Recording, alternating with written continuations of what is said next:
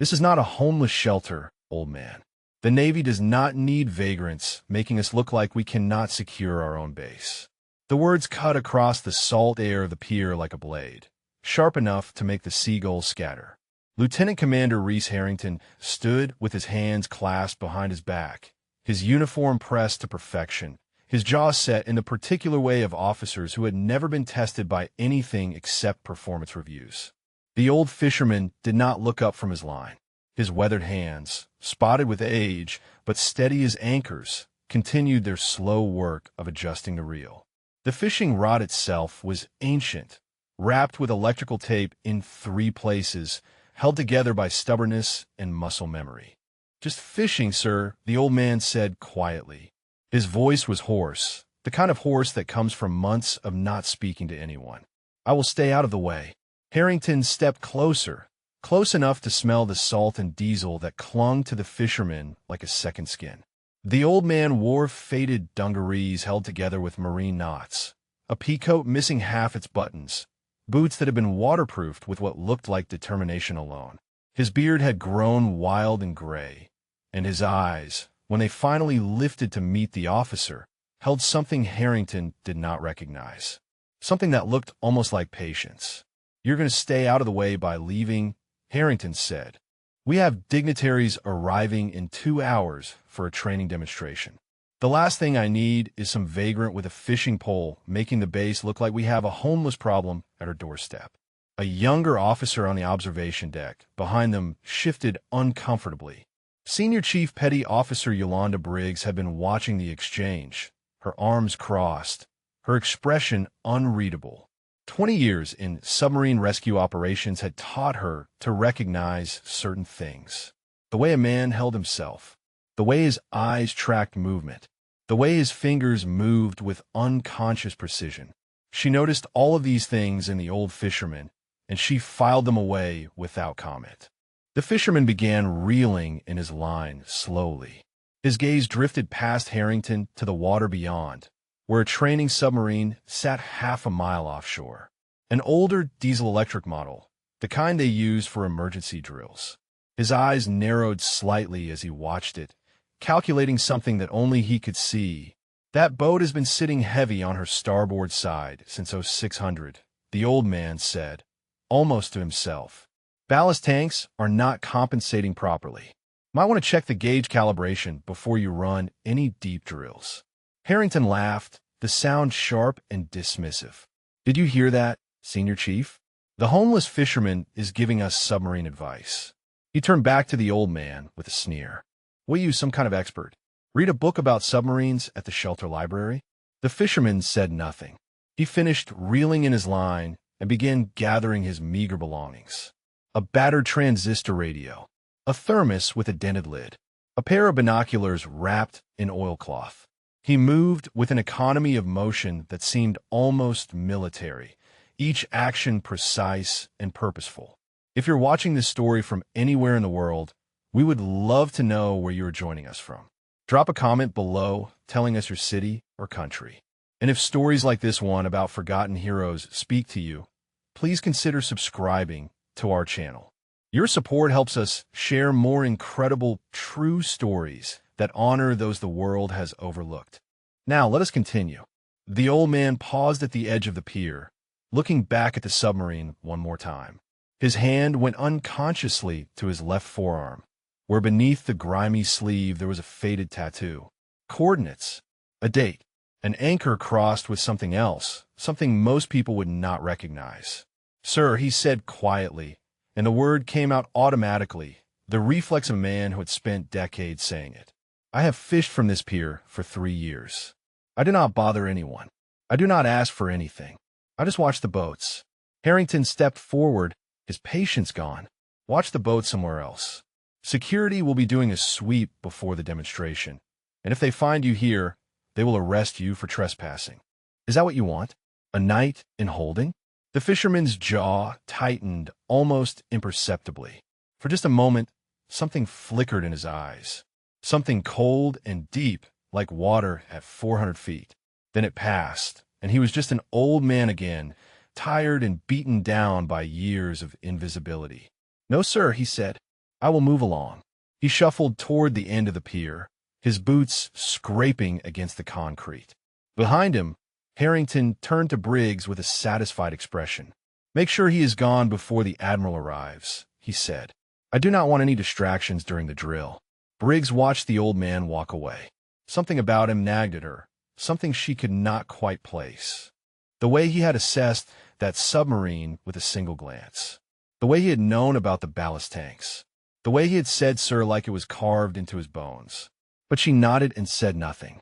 What none of them knew, what none of them could possibly have known, was that in exactly 4 hours, that submarine would sink to the bottom of a shelf at 400 feet with 12 sailors trapped inside. And the only man who could save them would be the vagrant they had just chased from the pier. His name was Eldon Cray Whitmore, Master Chief Petty Officer, retired. 32 years in the Deep Submergence Rescue Unit. Navy Cross recipient for an action so classified that most of the Navy had never heard of it. Call sign, Steel Phantom. And he was not done saving lives. Not yet. Eldon did not go far. He never did. There was a place about 200 yards from the main pier where the maritime brush grew thick enough to hide a small tent. He had found it 3 years ago, the week after he stopped accepting his son's phone calls. The week after he decided that a man who could not save everyone did not deserve to be saved himself. He settled onto a flat rock overlooking the water and pulled out his transistor radio.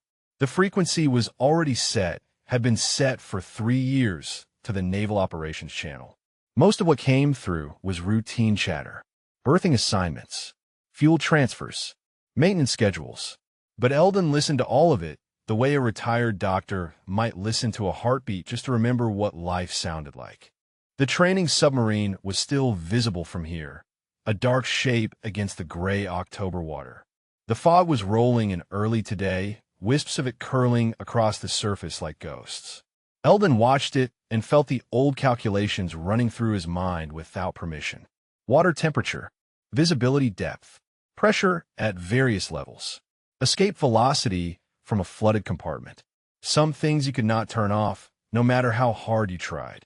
He reached into his coat pocket and pulled out a photograph, laminated and worn soft at the edges from years of handling. 2 young men in dress uniforms, arms around each other, grinning at the camera with the invincibility of youth. Vincent Kowalski on the left, Marcus Brennan on the right. The date on the back said June 1986, 1 year before everything changed. "Still here, boys," Eldon whispered. Still watching. The memory came whether he wanted it or not. It always did when the fog rolled in. Fog meant limited visibility. Limited visibility meant complications. Complications meant people died. August 1987. The USS Thornback, a research submarine that had suffered a catastrophic hull breach during a classified deepwater operation. 14 sailors trapped at 600 feet, well beyond safe rescue depth. The brass had already written them off. The official position was that recovery of remains would begin once conditions allowed. But Eldon had looked at the charts and seen something no one else saw. A route, a possibility, a chance so thin it was almost invisible. He had volunteered to take the Deep Submergence rescue vehicle down alone. Command had refused. He had gone anyway. The descent had taken 40 minutes. 40 minutes of pressure building against the hull, of metal groaning, of alarms screaming warnings that every manual said should not be ignored. Eldon had ignored them all. He had matched pressure with the trapped submarine, cut through the damaged hatch, and begun pulling sailors out one by one. 14 men. He had saved 14 men. But Kowalski and Brennan had been on his extraction team, manning the cable winch from a secondary position. When the rescue vehicle shifted on the unstable sea floor, the cable had snapped like a guitar string. Both men had been pulled into the gap between vessels. Eldon had reached them, had grabbed both of them, one in each hand, while the pressure tried to crush all 3 of them into nothing. "Get ski out," Brennan had said, his voice already failing. His hand had gone slack first. Eldon had pulled Kowalski back into the vehicle, had sealed the hatch, had begun the ascent. Kowalski had died from decompression sickness 3 hours later, despite everything the medical team had tried. His last words, whispered through blue lips, had been, Tell my daughter I tried. Eldon had told her. He had stood at the funeral in his dress uniform, had looked into the eyes of a 7-year-old girl who did not understand why her father was never coming home, and he had told her that her daddy had been a hero. What he had not told her, what he had never told anyone, was that he had chosen. In that moment, with both men slipping from his grip, he had chosen Kowalski. He had let Brennan go. The Navy had given him a medal, a Navy Cross, presented in a classified ceremony that only 12 people attended. The citation had praised his extraordinary heroism and complete disregard for his own safety. It had said nothing about the choice he had made, because officially no such choice had occurred. But Eldon knew, and the knowing had hollowed him out over 30 years, one day at a time, until there was nothing left but an old man on a rock watching submarines and talking to ghosts. His radio crackled. Training Vessel Bravo 7, this is Pier Command. Confirm status for demonstration drill at 1400 hours. A young voice responded, full of confidence and inexperience. Bravo 7 confirms. All systems nominal. Ready to proceed on schedule. Eldon shook his head slightly. That starboard list was still there. He could see it from here, the way the submarine sat just a few degrees off true. Anyone with real deep-water experience would have noticed it immediately, would have called for a systems check before taking her down. But the young officers on that boat had trained on simulators and textbooks. They had never felt a submarine groan around them at crushed depth. They had never watched pressure gauges climb past the red line while their friends screamed in the darkness. They did not know what Eldon knew, and he could not tell them because he was just a homeless fisherman that the Navy had chased from the pier. He looked back at the photograph in his hand. Kowalski's smile. Brennan's arm around his shoulder. Something is wrong with that boat, boys, he said quietly. I can feel it, but I cannot do anything about it. Not anymore.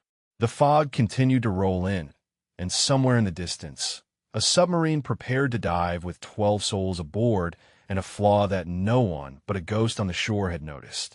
Eldon tucked the photograph back into his pocket and kept watching, kept listening. Kept waiting for something he could not name, the way he had waited every day for 3 years. Some men retired from the Navy. Eldon had only stepped outside of it, one foot still in the water, unable to leave completely, unable to stop being what he had always been, a rescuer, a phantom, a man who could not save everyone but could not stop trying. The radio crackled again with routine chatter, and Eldon listened to every word. The dignitaries began arriving at 1300 hours, their black sedans forming a neat line at the base entrance. Eldon watched from his hidden position as men in suits and officers in dress uniforms filed onto the observation deck. Handshakes were exchanged. Coffee was poured. Laughter drifted across the water, the comfortable laughter of people who had never known real danger. Lieutenant Commander Harrington moved among them like a host at a cocktail party, gesturing toward the submarine with proprietary pride. This was his demonstration, his moment, the training drill that would showcase the Navy's emergency response capabilities to a delegation of congressional aides and defense contractors. Eldon recognized the type. He had served under officers like Harrington before, men who treated submarines like chess pieces and sailors like statistics. They knew the manuals front to back. They could recite protocols in their sleep. But they had never felt the water pressing in from all sides, had never heard the sound a hull makes when it begins to fail. On the observation deck, Senior Chief Briggs stood slightly apart from the crowd. She had changed into her dress uniform for the occasion, but her posture remained watchful, alert. Her eyes kept drifting back to the training submarine, and every few minutes she would glance toward the end of the pier where the old fisherman had been standing earlier. He was gone now as ordered. But something about him lingered in her mind like a song she could not quite remember. Ensign Rachel Brennan stood near the railing, her fingers absently turning the ring on her right hand. It had been her grandfather's, recovered from his personal effects after the accident in 1987. She had never known him, had only heard stories from her grandmother before she passed. Stories about a man who loved the ocean, who believed in the Navy, who had died trying to save others. The ring was simple gold, worn thin from years of wear. Inside, barely visible, were the initials MAB Marcus Anthony Brennan. She wore it every day as a reminder of what service meant, of what sacrifice looked like. She had no idea that the man who had held her grandfather's hand in those final moments was sitting on a rock 200 yards away, watching the same submarine she was watching. At 13:30, the training submarine began its preparation for the demonstration dive. Eldon could see the activity on deck, even from this distance. Sailors moving with the choreographed efficiency of a well-rehearsed drill. Hatches were secured. Systems were checked. The boat began to settle lower in the water as ballast tanks flooded. The starboard list was still there. Subtle, but present. Eldon's hands tightened on his binoculars. On the observation deck, Harrington was explaining the drill to the dignitaries. Today we will be simulating an emergency scenario at 200 feet, he said, his voice carrying across the water. Our response teams will demonstrate rescue protocols, extraction procedures, and communication systems. It is a controlled exercise designed to showcase our readiness for any contingency. Accomplissement est noted appréciatively. Very impressive, Lieutenant Commander. The Navy's preparation is clearly second to none. Harrington smiled the smile of a man who had never been proven wrong. We train for every possibility, sir. Nothing is left to chance. Eldon lowered his binoculars and shook his head. Nothing left to chance. He had heard those words before, usually right before everything fell apart. The ocean did not care about preparation. The deep did not respect protocols. 1,000 things could go wrong in 1,000 ways, and all the training in the world meant nothing if you had never felt the cold reality of a submarine dying around you. His radio crackled with the command to begin descent. Bravo 7, you're cleared for demonstration dive. Target depth 200 feet. Acknowledge. Bravo 7 acknowledges. Beginning descent now. The submarine slipped beneath the surface, leaving only a swirl of foam where it had been. On the observation deck, the dignitaries watched with polite interest. A few took photographs. Someone made a joke about hoping the coffee would still be hot when they came back up. Eldon did not move. His eyes stayed fixed on the spot where the submarine had disappeared, tracking its probable position by memory and instinct. 200 feet was nothing. A training depth, safe by every standard measure. But that starboard list meant the ballast system was not calibrating correctly. And if the ballast system was not calibrating correctly, the pressure readings would be off. And if the pressure readings were off at 200 feet, they would be dangerously wrong at any depth below that. He thought about the 12 sailors inside that boat. Young men and women, most of them, probably excited about the demonstration, proud to be part of a showcase drill.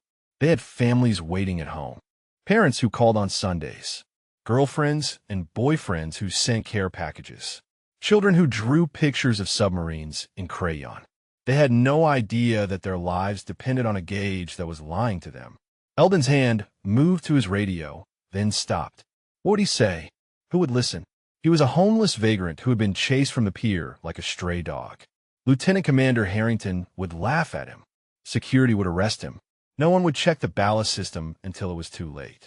So he sat on his rock, watching and listening, feeling the weight of knowledge he could not share pressing down on him like water at crushed depth. The radio continued its routine chatter. Descent normal. Approaching target depth. All systems showing green. All systems showing green. The lie that preceded every disaster Eldon had ever witnessed. He looked down at his hands, scarred and weathered, the hands that had pulled 14 men from darkness and failed to save 2. He wondered if today those hands would be enough. He wondered if anyone would let them try. The fog continued to roll in, and the submarine sank deeper into water that held secrets the young officers aboard had never learned to read. Inside the training submarine Bravo 7, Petty Officer Second Class Jerome Hiru checked his instrument for the 3rd time in as many minutes. Something felt wrong. He could not explain it, could not point to any specific reading or alarm, but his gut was telling him that the boat was not behaving the way it should. He had joined the Navy 4 years ago, straight out of high school in Baltimore where his options had been limited and his dreams had been big. The submarine service had given him purpose, discipline, a family of brothers and sisters who depended on each other in ways civilians could never understand. He loved this life. He believed in it. But right now, his hand was sweating.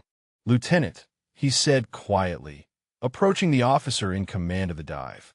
"The trim feels off. We are pulling starboard more than the gauges show." Lieutenant Diana Vasquez looked up from her clipboard. She was young for her position, 28 years old, fast-tracked through officer candidate school on the strength of her test scores and her unshakable calm under pressure. At least, pressure in simulations. This was her first command of an actual dive, even a training one. "The gauges are reading normal," she said. "We checked everything twice before descent. You are probably just feeling the current." Kira nodded, but he did not move away. "With respect, ma'am, I grew up on boats. My father ran fishing charters out of the Chesapeake for 30 years. I know what current feels like. This is something else." Vasquez studied him for a moment. She had learned to trust her enlisted personnel, had been taught that their experience often exceeded their rank. But she was also acutely aware of the dignitaries watching from above, of the pressure to perform flawlessly, of Lieutenant Commander Harrington's expectations. "Note your concern in the log," she said finally. "We will run a full diagnostic after we surface. For now, we continue as planned." Kiru returned to his station, but his eyes never left the pressure gauges. They showed 200 feet, holding steady. Everything nominal. Everything green. He did not know that the gauges were wrong. He did not know that the ballast calibration error was feeding false data to every instrument on the boat. He did not know that they were actually descending past 200 feet and still sinking slowly and silently toward a shelf of rock 400 feet below. On the surface, the observation deck had grown quiet. The demonstration was proceeding on schedule, the submarine communicating its status at regular intervals.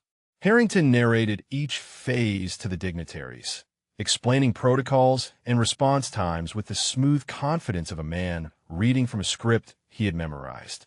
Senior Chief Briggs listened with half an ear, her attention divided between the briefing and the nagging feeling that would not leave her alone. She had spent 20 years in submarine rescue operations, had trained on protocols written by men whose names she had never learned. One of those protocols, number 7 Alpha, dealt specifically with ballast system failures and false pressure readings. She had always wondered about the man who wrote it. The language was different from other manuals, more direct, more personal. It read like it had been written by someone who had lived through exactly what it described. Someone who had watched things go wrong and survived to document how to make them right. The protocol was considered the gold standard in the rescue community. It had saved lives in 3 separate incidents over the past 2 decades. And yet its author remained anonymous, classified, a ghost in the system. Briggs shook her head and tried to focus on the demonstration. She was being paranoid. Everything was proceeding normally. The submarine would surface in 45 minutes. The dignitaries would applaud, and Harrington would probably get another commendation for his smooth execution. 200 yards away, Eldon Cray Whitmore sat frozen on his rock. His radio had just crackled with a transmission that the observation deck had not received. A frequency reserved for emergency traffic only, one that most receivers were not equipped to detect. But Eldon's battered transistor radio was not most receivers. He had modified it himself decades ago to pick up every frequency the Navy used. Bravo 7, this is automated depth warning. Actual depth exceeds indicated depth by a significant margin. Recommend immediate ascent. Repeat, actual depth exceeds indicated depth. The automated system had detected the discrepancy. Somewhere in the boat's backup computers, an alarm was trying to sound. But if the main gauges were miscalibrated, the crew might not even hear it. They might dismiss it as a malfunction. They might keep descending. Eldon was on his feet before he realized he was moving. His body remembered what to do even when his mind was still catching up. He had heard that alarm before in 1987, in the moments before everything went wrong. He knew what it meant. Those sailors had minutes, maybe less. He looked toward the pier, toward the checkpoint where security would stop him, toward the observation deck where Harrington would laugh at him. He thought about the 12 lives sinking into darkness, the young men and women who had never learned to distrust their instruments. He thought about Kowalski and Brennan, waiting for him on the other side of a choice he had made 37 years ago. And then he started running. His boots pounded against the rocky ground, his peacoat flapping behind him, his lungs burning with effort he had not demanded of them in years. He did not know if anyone would listen. He did not know if he could reach them in time. He only knew that he could not sit on that rock and watch another submarine die while he did nothing. Not again. Never again. The fog swallowed him as he ran, and somewhere beneath the waves, Bravo 7 continued its silent descent toward disaster. The security checkpoint loomed ahead, a concrete booth manned by two young sailors in working uniforms. They saw Eldon coming before he reached them, a wildered old man in a torn peacoat, sprinting out of the fog like something from a nightmare. The first guard stepped forward, hand moving to his sidearm. "Sir, stop right there. This is a restricted area." Eldon skidded to a halt, chest heaving, words tumbling out between gasps. Bravo 7 is in trouble. The ballast calibration is off. Their depth readings are wrong. They're sinking past their target, and they do not know it. The guards exchanged glances. The second one, younger than the first, almost smiled. "Sir, have you been drinking?" "The training exercise is proceeding normally. We have been monitoring communications." "I have been monitoring communications too," Eldon said, holding up his battered radio. "Emergency frequency. Automated depth warning triggered 3 minutes ago. Actual depth exceeds indicated depth. That means they are past 200 feet and still going down." The first guard's expression hardened. "Sir, possession of equipment capable of receiving restricted naval frequencies is a federal offense. I'm going to need you to hand over that radio and come with us." Eldon felt the desperation rising in his chest. He knew how he looked.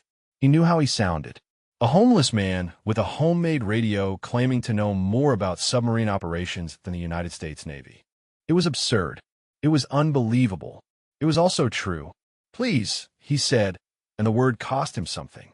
"Just contact the observation deck. Tell them to check the backup depth sensors. Tell them to compare automated readings against the main gauges. If I am wrong, you can arrest me. But if I am right, there are 12 people dying right now while we stand here talking." The younger guard reached for his radio, but the first one stopped him. "We are not bothering Lieutenant Commander Harrington with the ravings of some vagrant." He turned back to Eldon with cold eyes. "Sir, you need to leave this area immediately, or we will be forced to detain you." On the observation deck, the mood remained festive.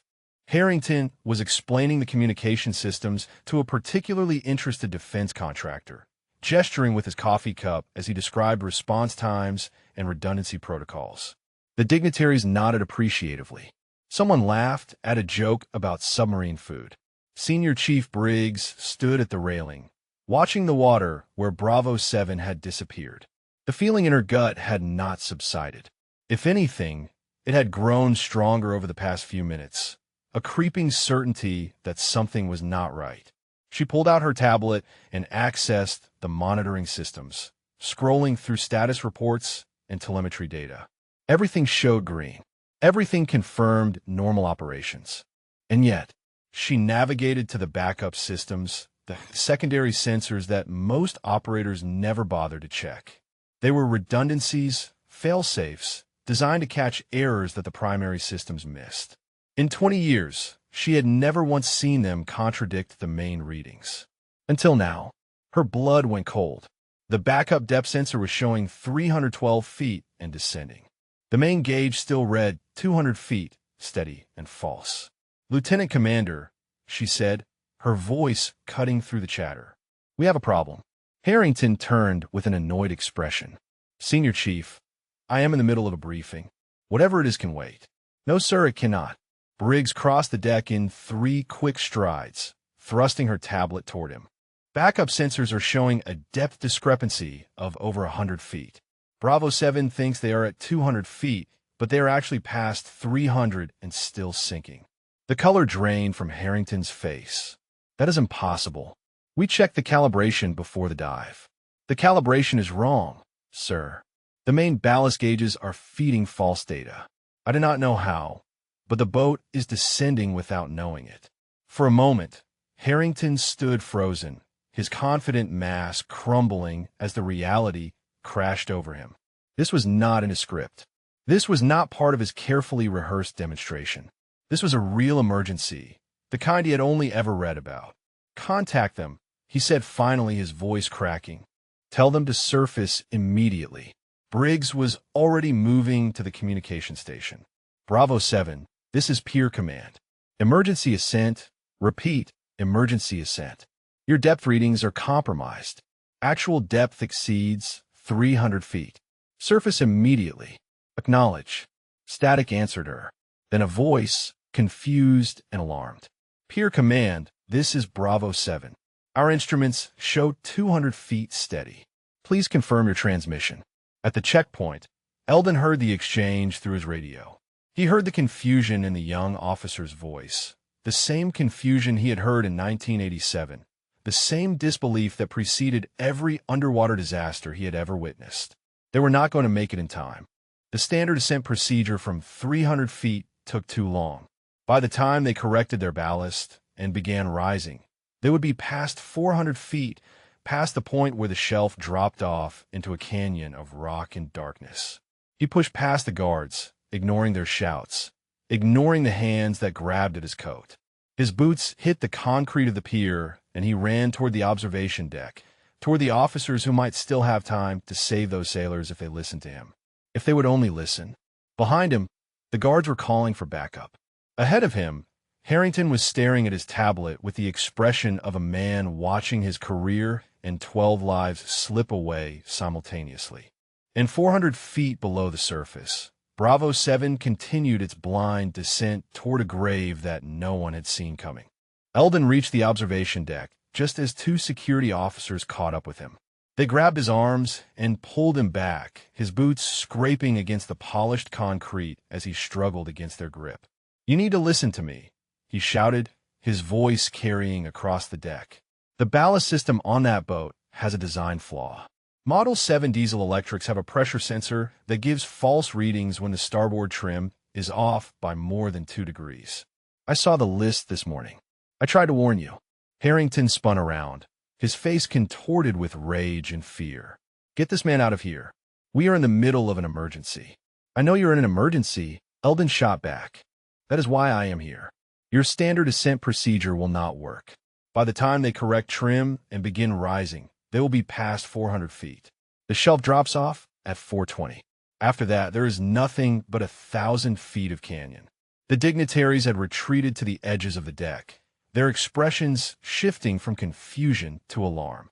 Several had pulled out phones, uncertain whether to call for help or simply document the chaos unfolding before them.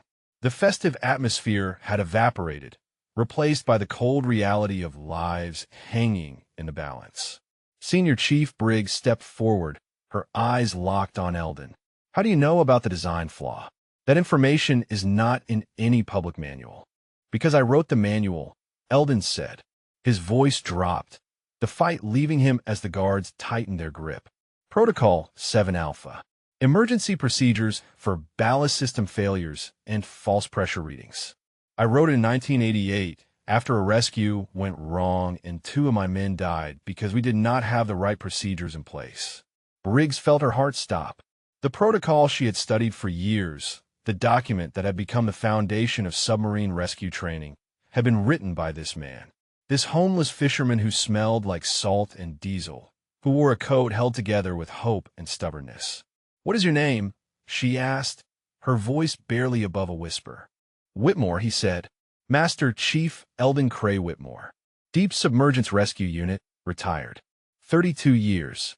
The guards loosened their grip without being told. Something in the way he said his name, the way he held himself despite being restrained, demanded a response that rank alone could not explain. At the communication station, a young petty officer was frantically trying to raise Bravo 7. The responses were becoming more panicked, the crew finally realizing that their instruments had been lying to them. Attempting emergency ascent, the voice crackled. Ballast tanks not responding correctly. We are still sinking. Repeat, we are still sinking. Harrington ran a hand through his hair, his composure completely shattered. This cannot be happening. This was supposed to be a routine demonstration. There is no such thing as routine when you are underwater, Eldon said. He shook off the guards and stepped toward the communication station. You need to tell them to stop trying to correct the ballast. That is making it worse. The system is fighting itself.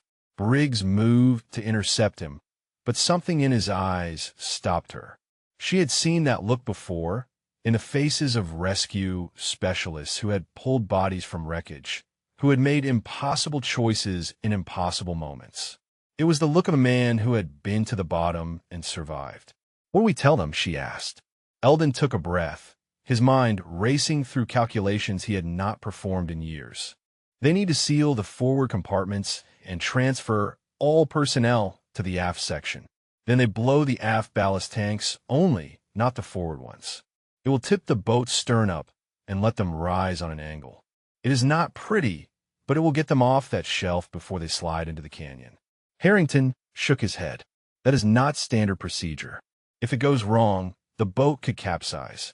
If you follow standard procedure, they are dead in 15 minutes, Eldon replied. His voice was calm now, steady, the voice of a man who had made these calculations before and lived with the consequences. I did this in 1987 at 600 feet with a hull breach and 14 men depending on me. It works. You just have to trust me. The deck went silent. The dignitaries stared. The guards stood frozen. Harrington looked at Briggs, desperate for someone to tell him what to do. Briggs turned back to Eldon. She studied his face, the weathered lines and faded scars, the eyes that held too much memory. She thought about Protocol 7 Alpha, about the man who had written it, about the lives that document had saved. Given the radio, she said. Harrington sputtered. Senior Chief, we cannot just hand over communications to a civilian. He is not even verified. For all we know, he is insane. Briggs did not look away from Eldon. He knows more about submarine rescue than anyone on this deck. Probably more than anyone on this base. If he says he can save them, I believe him. The young petty officer at the communication station stood up, offering his headset to Eldon with trembling hands. The old man took it, settling it over his ears with the practiced ease of someone who had worn one for 3 decades. Bravo 7, this is Master Chief Whitmore, he said, his voice cutting through the static with absolute authority. Listen to me carefully. I'm going to talk you through an emergency ascent procedure that is not in your manual. Follow my instructions exactly, and I will get you home. There was a pause, a moment of crackling silence. Then a voice, young and terrified but clinging to hope. Copy, Master Chief. We are listening. Inside Bravo 7, Lieutenant Vasquez gripped the edge of the command console as the boat shuddered around her. The deck was tilting, slowly but unmistakably, as the submarine continued its blind slide toward the edge of the underwater shelf. Emergency lights had kicked on, casting everything in a red glow that made the fear on her crew's faces look like something from a horror film. Petty Officer Nkiru stood at his station, hands steady on the controls despite the chaos. He had been right. The trim had been off. The instruments had been lying. And now 12 people were paying for the decision to ignore his instincts. All personnel, move to the aft section, Vasquez commanded, her voice cutting through the alarms. Seal the forward compartments on my order. The crew moved quickly, years of training overriding panic. They squeezed through narrow passageways, helping each other over the increasingly tilted deck, gathering in the engine room at the stern of the boat. Nkiru was the last one through, pulling the hatch closed behind him and spinning the wheel to seal it tight. Forward compartments sealed, he reported. All 12 personnel accounted for in the aft section. On the surface, Eldon heard the report through the headset and felt a fraction of the tension in his shoulders release. The first step was done. The crew was consolidated. Now came the hard part. Bravo 7, I need you to locate the manual override for the aft ballast tanks, he said. It should be a red lever on the port bulkhead, about 3 feet off the deck. Do not touch it yet. Just confirm you have eyes on it. A moment of static, then Kiru's voice. Confirmed. I have the lever. Good. Now listen carefully. When I give the order, you're going to pull that lever all the way down and hold it for exactly 8 seconds. No more, no less. That will blow the aft tanks and tip the stern up. The boat is going to rise at a steep angle. It will feel like you are falling backward. That is normal. Do not panic, and do not let go of that lever until the 8 seconds are up. On the observation deck, the dignitaries had gone completely silent. Several had put away their phones, too riveted by the drama unfolding to think about documentation.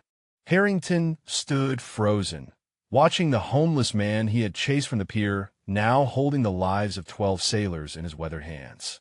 Ensign Rachel Brennan had moved closer to the communication station, drawn by something she could not explain. Her grandfather's ring felt heavy on her finger, almost warm, as if the metal itself was responding to the moment. She did not know why, but she felt like she was supposed to be here, like something important was about to happen. Briggs monitored the backup sensors on her tablet, watching the depth readings with growing dread. 387 feet. 392. The shelf ended at 420. They had less than a minute before the submarine slid over the edge and dropped into the canyon below. Master Chief, Briggs said quietly, they are running out of shelf. I know, Eldon replied. He closed his eyes for a moment, and he was back in 1987, back in the rescue vehicle with Kowalski and Brennan, back in the moment before everything went wrong. He remembered the sound of the cable snapping. He remembered the choice he had made. He remembered the weight of 2 men slipping from his grip. Not this time, he whispered. Then, louder, into the headset, Bravo 7, execute now. Pull the lever and hold for 8 seconds. Go. 400 feet below, Nkiru grabbed the red lever with both hands and pulled. The mechanism resisted for a heartbeat, then gave way with a metallic shriek. Compressed air roared through the pipes, blasting water from the aft ballast tanks with tremendous force. The submarine lurched. The stern kicked upward like a bucking horse, throwing the crew against the aft bulkhead. Nkiru's grip on the lever was the only thing keeping him from tumbling across the compartment. He counted in his head, fighting against the disorientation and the noise. 1, 2, 3. The boat was rising now, but at a dangerous angle. 45 degrees. 50. The crew clung to whatever they could reach, their bodies pressed against the stern as gravity tried to drag them down. 4, 5, 6. On the surface, Briggs watched the depth readings reverse. 390 feet, 380, 370. The submarine was rising, but the angle was extreme. Too extreme. If they did not level out soon, the stress on the hull could cause a breach. 7, 8. Nkiru released the lever. The roaring stopped. For a moment, there was only silence and the groaning of metal under strain. Then the forward ballast tanks began to equalize automatically, the backup systems finally kicking in now that the pressure differential had changed. The bow began to rise, slowly, painfully, like a wounded animal struggling to its feet. The angle decreased. 40 degrees. 30. 20. Bravo 7. Report status, Eldon said into the headset. His voice was calm, but his hands were shaking. A pause that lasted a lifetime. Then Vasquez's voice, breathless and stunned but alive. Bravo 7 is ascending. Angle stabilizing. All compartments holding. No breaches detected. We are coming up. The observation deck erupted. Dignitaries who had been silent moments ago burst into applause. Officers who had doubted Eldon were shaking hands and wiping their eyes. Someone was laughing with relief, the sound almost hysterical. But Eldon did not celebrate. He stood motionless, headset still pressed to his ear, listening to the sound of 12 people breathing. 12 people who were going to see their families again because he had not stayed on that rock. Still here, boys, he whispered, too quietly for anyone else to hear. We got them. We got them all. The submarine broke the surface 17 minutes later, its hull streaming water as it rose from the depths like a resurrection. The stern came up first, still listing from the emergency procedure, followed by the bow as the ballast systems finally stabilized. Foam churned around the vessel as it settled into the swells, battered but intact. A rescue boat was already racing toward it, cutting through the fog with its emergency lights flashing. On the observation deck, the celebration had given way to organized chaos as officers coordinated the recovery operation. Medical teams were standing by. Divers were preparing to assist. The machinery of the Navy had kicked into gear, doing what it did best in the aftermath of near disaster. Eldon stood apart from it all, still holding the headset, still listening to the chatter as the crew prepared to evacuate. His legs felt weak beneath him, the adrenaline that had carried him this far beginning to fade. He was 71 years old. He had not run like that in a decade. He had not commanded anything in longer than that. But for 17 minutes, he had been Master Chief Whitmore again. For 17 minutes, he had mattered. Senior Chief Briggs approached him slowly, her expression unreadable. She stopped a few feet away, studying him with eyes that had seen too much to be easily impressed. And yet there was something in her gaze that looked almost like reverence. Protocol 7 Alpha, she said quietly. I have trained on that document for 15 years. It saved my life once, during a rescue operation in the Philippine Sea. Pressure seal failed, boat was flooding, and the only reason I knew what to do was because of what you wrote. Eldon nodded slowly. He did not know what to say. He had written that protocol in the months after Kowalski and Brennan died, working through his grief by documenting everything he had learned, everything he wished he had known sooner. It had been therapy as much as procedure, a way of turning loss into something that might prevent future loss. He had never known how many lives it had touched. He had never wanted to know. Why are you out here? Briggs asked. Living like this. A man with your record, your experience. The Navy would have taken care of you. Any veterans organization in the country would have taken care of you. Eldon looked out at the water, at the submarine now surrounded by rescue boats, at the sailors being helped onto the deck. 12 people who would go home to their families tonight because of him. Some things you cannot outrun, he said finally. Some choices you cannot unmake. I spent 30 years saving people, and the two I could not save were the two who mattered most. After that, nothing else seemed to fit. Briggs was quiet for a moment. She thought about the names in the protocol, the dedication page that most people skipped over. In memory of V, Kowalski, and M, Brennan, who gave everything. She had always wondered about those names. Now she understood. Across the deck, Ensign Rachel Brennan was watching the old man with a strange intensity. She had heard the name Whitmore when he identified himself. She had heard him mention 1987, the year her grandfather died. And she had seen the way his hand trembled when he spoke about the men he could not save. Her grandmother had told her stories about the accident, about how a rescue specialist had tried to save Marcus, had held on to him until the very end, had carried the guilt of that day for the rest of his life. She had never known the man's name. Her grandmother had said he disappeared after the funerals, unable to face the families of the men he had lost. Rachel looked at the ring on her finger, the worn gold band with her grandfather's initials inside. She thought about the homeless fisherman who had been chased from the pier that morning, about the legend who had just saved 12 lives, about the weight of choices made in impossible moments. She began walking toward him. On the rescue boat, Petty Officer and crew was the first of the crew to reach the surface vessel. A medic wrapped a blanket around his shoulders, but he pushed past the offered water and the concerned questions. He needed to see the pier. He needed to see who had talked them through the ascent. Lieutenant Vasquez was right behind him, her face pale but composed. She had spent the entire rise thinking about the voice on the radio, the calm authority that had cut through her panic and given her crew something to hold on to. Whoever that man was, she owed him everything. Who was that? She asked one of the rescue divers. The man on the radio. Master Chief Whitmore. The diver shook his head. No idea. They're saying he was some homeless guy fishing on the pier. Can you believe that? Vasquez could not believe it. She could not reconcile the image of a vagrant fisherman with the precise, commanding presence that had guided her through the most terrifying 20 minutes of her life. It did not make sense.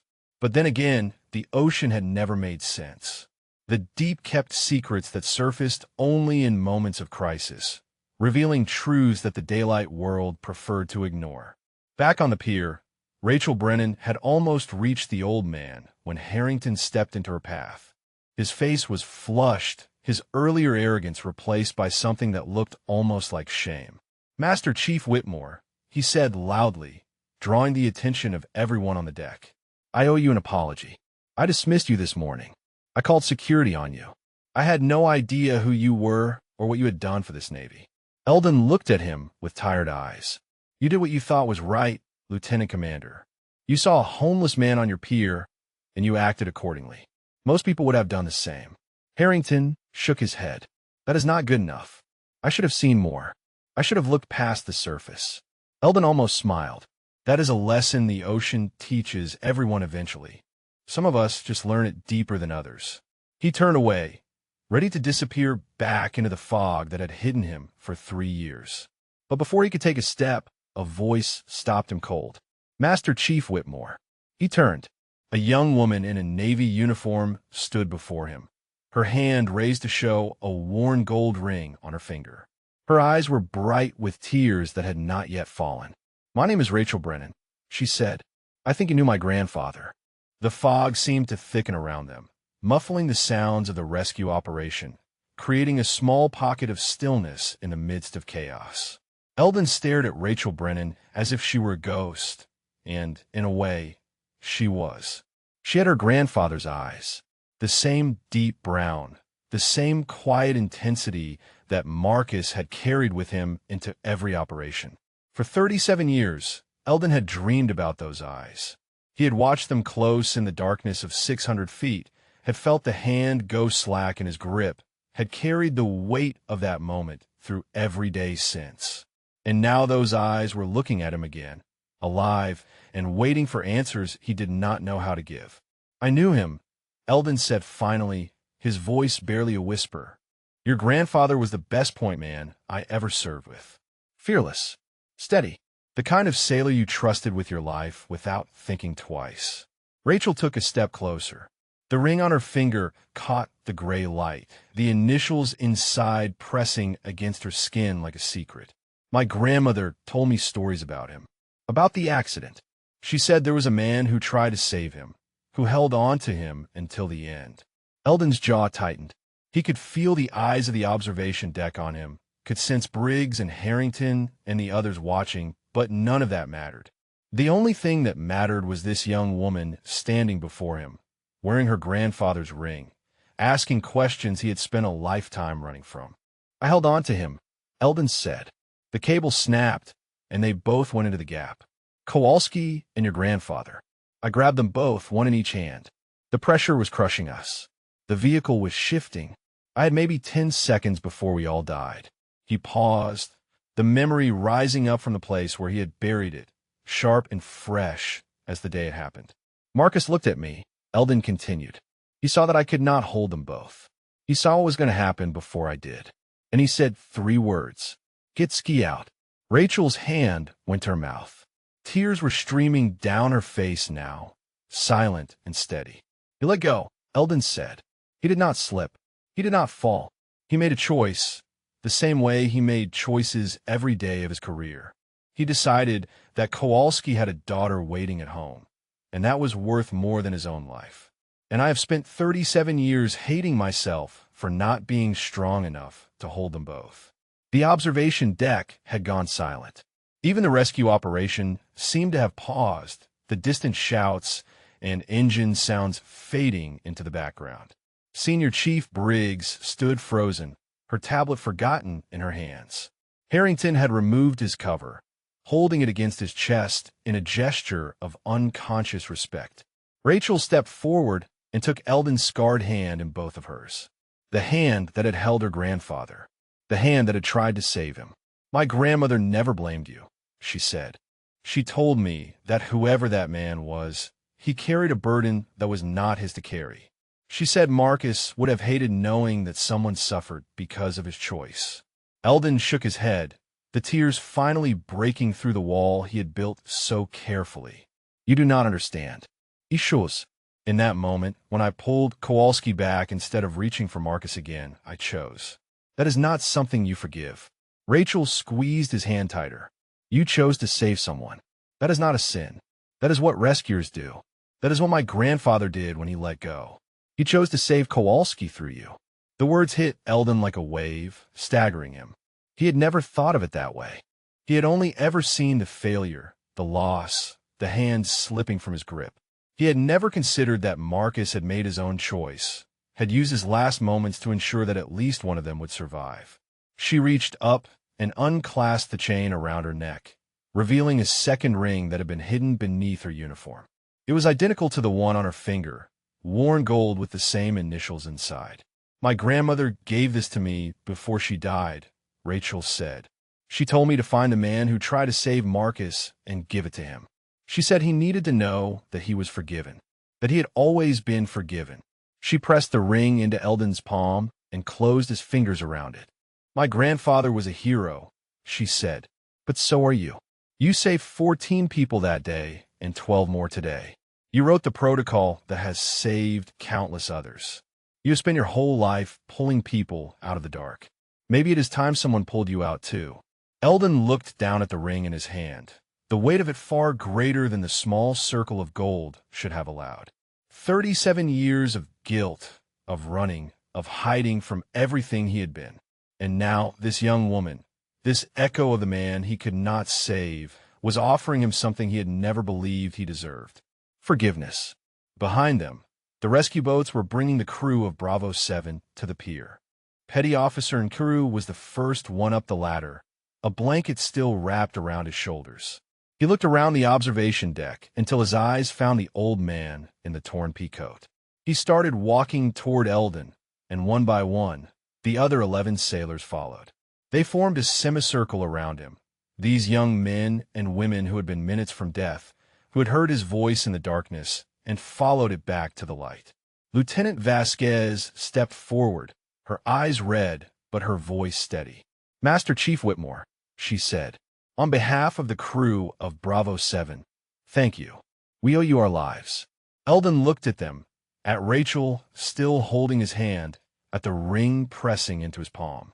He thought about Kowalski and Brennan, about the memorial where he whispered to them every evening, about the years he had wasted punishing himself for a choice that was never entirely his. "You do not owe me anything," he said quietly. "Just go home to your families. That is enough. That has always been enough." But as he said the words, he realized something had changed. The weight on his chest, the crushing pressure that had followed him for 37 years, had finally begun to lift.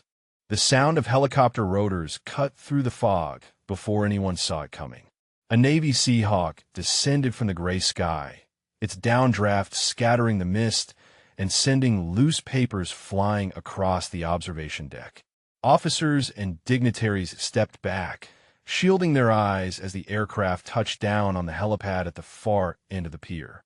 The door slid open before the rotors had fully stopped, and a figure in dress blues stepped out with the kind of authority that made everyone in the vicinity stand a little straighter.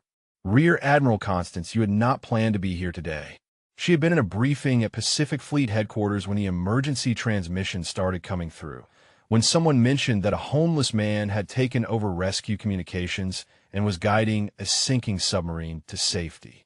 She had commandeered the helicopter before the briefing was finished. Now she walked across the pier with purpose, her gaze sweeping the crowd until it landed on the old man in the torn peacoat. She stopped, her breath caught, and for a moment, the rear admiral who commanded respect from thousands looked like a young ensign again, standing in the aftermath of impossible survival. "Steel Phantom," she said. The observation deck went completely silent. Even the wind seemed to pause, waiting to see what would happen next. Eldon turned slowly, recognition dawning as he took in the admiral's stars, the familiar set of her jaw, the eyes that had once looked up at him from a flooded compartment while he cut through debris to reach her. "Ensign you," he said quietly. "You made flag rank. Admiral, you crossed the remaining distance and stopped directly in front of him." Up close, she could see the years that had passed, the toll they had taken. The man who had pulled her from a sinking submarine in 1994 had been strong and sure, his hands steady as he worked in water up to his chest. Now those hands were scarred and weathered, the nails cracked, the skin rough from years of exposure. but the eyes were the same. Calm, certain. The eyes of a man who had looked into the deep and never flinched. USS Hawksbill, she said. September 1994. We hit an uncharted seamount during a classified surveillance run. Hull breach in 3 compartments. 17 of us trapped below the waterline with the boat taking on water. Eldon nodded slowly. The memory was there, one of dozens of rescues that had blurred together over the years. He remembered the darkness, the screaming metal, the young ensign who had kept her crew calm while they waited for help that might never come. You kept your people alive for 6 hours, he said. Organized damage control, rationed air, maintained discipline. By the time we reached you, you had already done most of the work. Admiral, you shook her head. You cut through a sealed bulkhead and water pressure that should have crushed you. You made 3 trips through a flooded corridor that was barely wide enough to fit a man. You pulled out 17 sailors when the official assessment said 0 survivors expected. She reached out and took his hand, the same way Rachel had done moments earlier. But where Rachel's touch had carried forgiveness, Yu's carried something else. Recognition, validation, the acknowledgement of one warrior to another. I have waited 29 years to say thank you in person, she said. I thought you were dead. Your file was classified so deeply that even with my clearance, I could never find out what happened to you. I disappeared, Eldon said simply.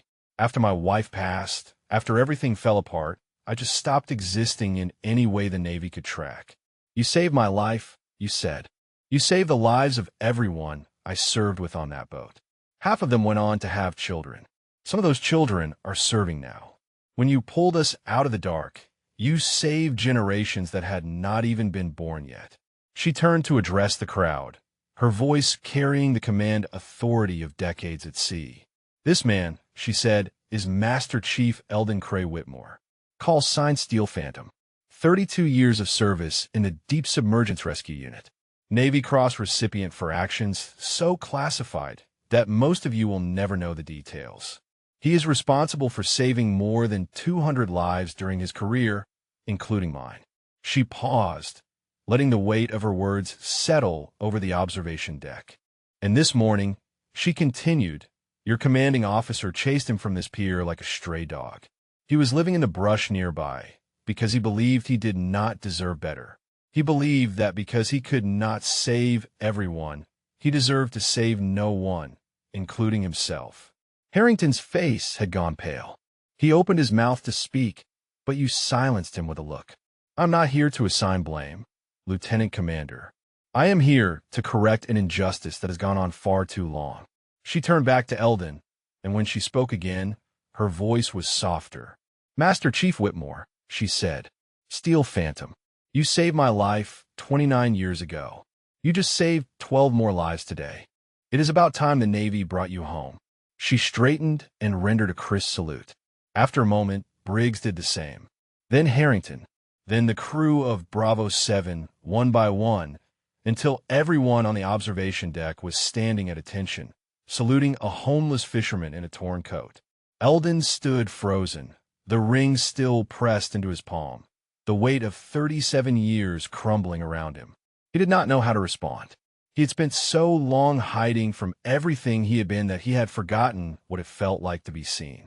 Finally, slowly, he raised his own hand in a salute. It was not as crisp as it once was. The angle was not quite regulation, but it was enough. It was more than enough. Admiral, he said, his voice breaking on the word. I do not know if I am ready to come home. You lowered her salute and smiled, the expression transforming her stern face into something almost gentle. Nobody ever is, she said, but the door is open. And this time, we are not letting you disappear. The hours that followed passed in a blur of activity that Eldon could barely process. Medical personnel insisted on examining him, wrapping a blanket around his shoulders and checking his vital signs while he sat on a bench near the pier's edge. Someone brought him coffee in a ceramic mug, not the paper cups he had grown accustomed to at shelters. Someone else produced a warm meal from the base galley, real food on a real plate, and he ate it slowly, tasting each bite as if he had forgotten what proper nutrition felt like. Admiral, you had taken command of the aftermath with the efficiency of a woman who had spent 3 decades navigating crises. She ordered a full investigation into the ballast system failure, demanded maintenance records for every training submarine in the fleet, and personally called the families of all 12 crew members to assure them that their loved ones were safe. But she also made time for Eldon. She sat beside him on the bench as the fog began to lift, the late afternoon sun breaking through in golden shafts that painted the water in shades of amber and bronze. For a while, neither of them spoke. They just watched the submarines in the distance, the ships moving in and out of the harbor, the endless rhythm of naval operations that had defined both of their lives. "I'll look for you," you said finally. "After the Hawksbill rescue, after I recovered, I tried to find out who you were. But your file was sealed. Your commanding officers would not talk. It was like you had never existed." "That was the point," Eldon replied. "The operations I ran, the places I went. None of it was supposed to be remembered. We were ghosts. We went in, we did the job, and we disappeared. But the people you saved remembered." Eldon was quiet for a moment. Some of them wrote letters, sent Christmas cards for a few years. But eventually everyone moves on. They have lives to live. They do not need to keep thinking about the worst day of their existence. You shook her head. "I never stopped thinking about it. Every time I made a decision that mattered, every time I sent sailors into danger, I thought about you. About what you risked to bring us home. I try to live up to that." "You did more than live up to it," Eldon said. "Flag rank. Pacific Fleet. You became exactly what the Navy needed you to be. I became what you gave me the chance to become," you corrected. "That is what I need you to understand. When you save a life, you do not just save that one person. You save everyone they will ever help, everyone they will ever love, everyone they will ever inspire." The ripples go on forever. Across the pier, Senior Chief Briggs was coordinating with base security to retrieve Eldon's belongings from his hidden campsite. She had insisted on going herself, on seeing where he had been living for the past 3 years. When she returned carrying his battered rucksack and weathered sleeping bag, her eyes were red. She found Lieutenant Commander Harrington standing alone at the railing, staring out at the water with an expression that mixed shame with something that might have been the beginning of growth. "Sir," Briggs said, approaching him carefully, "the investigation is going to be thorough. The Admiral does not tolerate equipment failures." Harrington nodded slowly. "I know, and I know my career is probably over. I ignored the warning signs. I dismissed the one person who saw what was happening. 12 people almost died because I care more about optics than operations." Briggs was quiet for a moment. Then she said something that surprised both of them. "What matters now is what you do next," she said. "The Master Chief could have walked away this morning. He had every reason to. We treated him like garbage, and he still ran back to save people who did not deserve his help. That is not something you were born with. That is something you choose." Harrington looked at her, really looked for the first time since the crisis began. "What are you saying, Senior Chief?" "I am saying that a career ending is not the same as a life ending. There are veterans out there living under bridges, sleeping in shelters, disappearing because they think no one cares. If you want to make this right, that is where you start."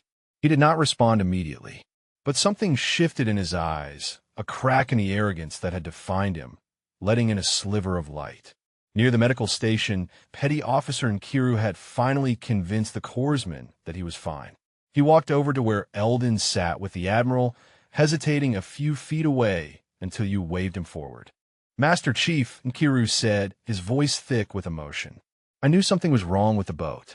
I told the lieutenant, but she said we had to continue with the demonstration. I should have pushed harder. I should have trusted my instincts." Eldon looked up at the young sailor, seeing in him echoes of himself at that age. Hungry, capable, not yet broken by the weight of impossible choices.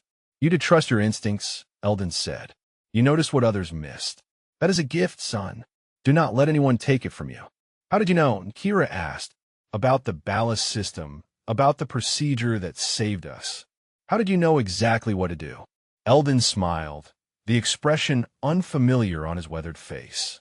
"Because I have been wrong before. I have watched boats sink and people die because I did not know enough or move fast enough. Every failure taught me something. Every loss made me better. And today, All of that added up to just enough. Nkiru nodded slowly, absorbing the words. Then he reached in his pocket and pulled out a challenge coin, the kind that sailors carry to prove their service and their bonds. "I do not have much," he said, "but I want you to have this. It was my father's. He served on submarines, too. He always said that the real heroes are the ones nobody sees." Eldon took the coin, feeling its weight in his palm alongside Marcus Brennan's ring. Two tokens of trust.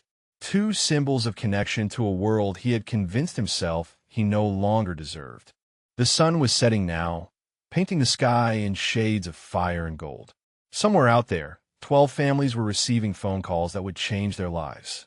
12 sailors were heading home to embraces they had almost never felt again. And on a bench by the water, an old man who had spent 3 years believing he was nothing was slowly beginning to remember that he had always been something more.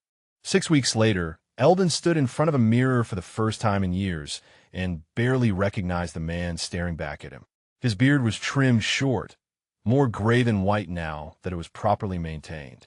His hair had been cut by a barber who had served on destroyers in the Gulf and refused to accept payment. The clothes he wore were simple but clean, a flannel shirt and khaki trousers that fit properly, donated by a veterans organization that had heard his story and shown up at the transitional housing facility with 3 boxes of supplies. The transitional housing had been Admiral Yu's doing. A small apartment near the base, nothing fancy, but it had a bed and a shower and a door that locked. Eldon had stood in the doorway for 10 minutes the first night, unable to step inside. It had been Briggs who finally convinced him, standing beside him in the hallway and saying nothing, just being present until he found the courage to walk through. The room had felt too small at first, too enclosed. He had spent the first week sleeping on the floor near the window, unable to shake the feeling that the walls were pressing in. But gradually, night by night, he had made his way to the bed. And gradually, night by night, the nightmares had begun to loosen their grip. He was not healed. He knew that. Some wounds took longer than 6 weeks. Some wounds took a lifetime. But he was trying, and that was more than he had done in years.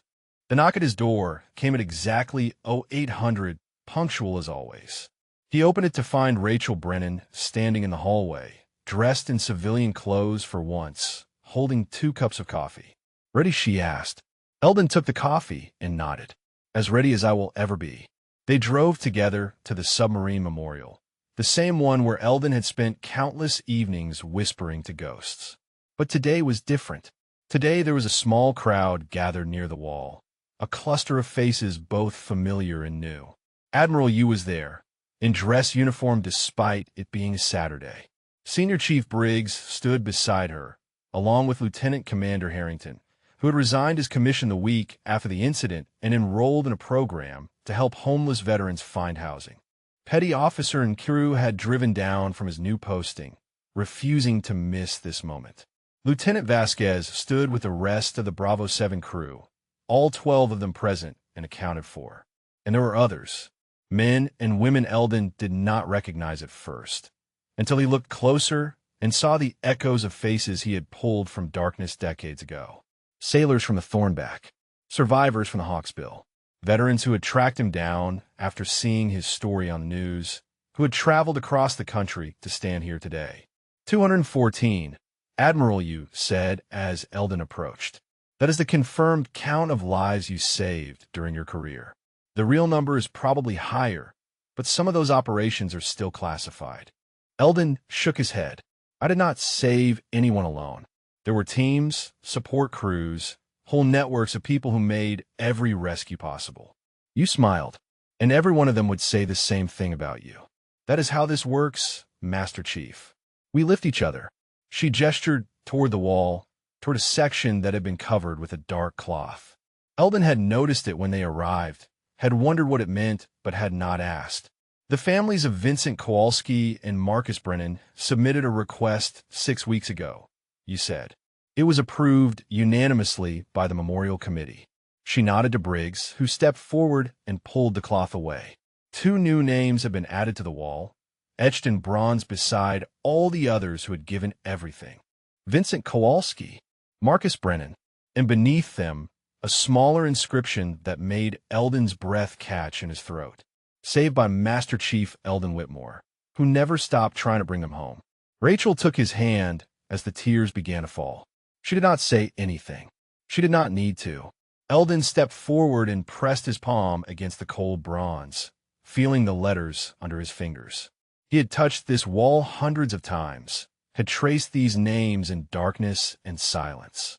But he had never seen his own name here, had never imagined that anyone would think to include him in this sacred space. "Still here, boys," he whispered, still trying. Behind him, the gathered crowd began to applaud. It started softly, a gentle ripple of sound, and built into something thunderous that echoed off the memorial walls and carried out across the water. Eldon turned to face them, these people whose lives had intersected with his in moments of crisis and survival. He saw Nkiru wiping his eyes. He saw Vasquez standing at attention. He saw Harrington, humbled and changed, clapping alongside veterans he was learning to serve. And he saw Rachel, smiling through her tears, her grandfather's ring catching the morning light. "If this story moved you," he said, his voice carrying across the memorial, "if it reminded you that second chances are possible, that heroes can be found in the most unexpected places, please remember that every person you pass on the street has a story. Some of them might be sleeping under bridges. Some of them might be fishing on piers. Some of them might be waiting for someone to see them." He paused, looking out the faces of everyone who had gathered. Do not wait for a crisis to start looking. The time to reach out is now. The time to help is always now.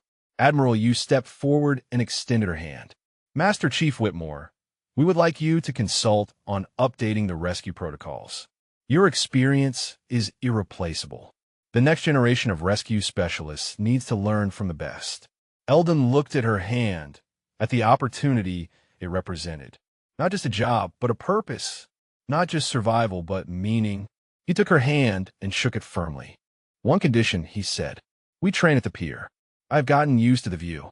The laughter that followed was warm and genuine, the sound of a community welcoming one of its own back from the cold. That evening, Eldon returned to the memorial alone. The crowds had gone, the ceremony had ended, but he was not ready to leave.